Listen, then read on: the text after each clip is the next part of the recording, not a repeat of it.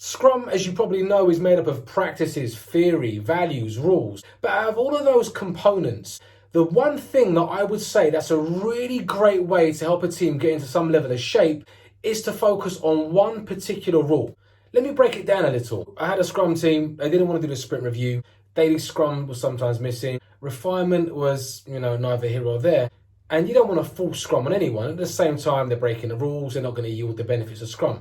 But if there's one little thing, it's a bit of a cheeky way of doing this, that I wanted from the team, one little thing was to think about how can we get to potentially releasable increments? Stuff that is good to go, that we don't need to do anything to it. How do we get to that point? No big deal, just that one little thing. Now, of course, this is not a little thing. This is a big, hard thing to get done in many organizations. But from this, putting this out there to the team, it really started off different conversations. Things like, well, we can't ever get it potentially releasable. Why is that? Because we are not cross-functional with certain skills and certain domain knowledge. Okay, well, how do we become cross-functional? How do we acquire that domain knowledge?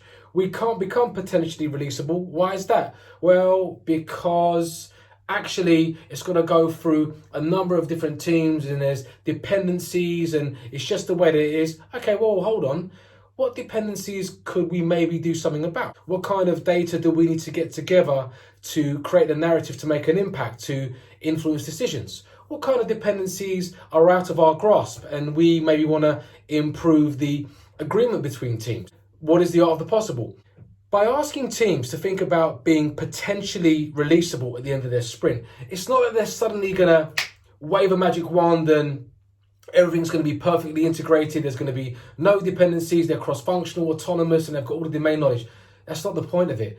It's a way of gently disrupting them to think about what it would actually take. And a lot of teams, I'm sorry to say this, in my experience, don't even get to that utopia, which is fine.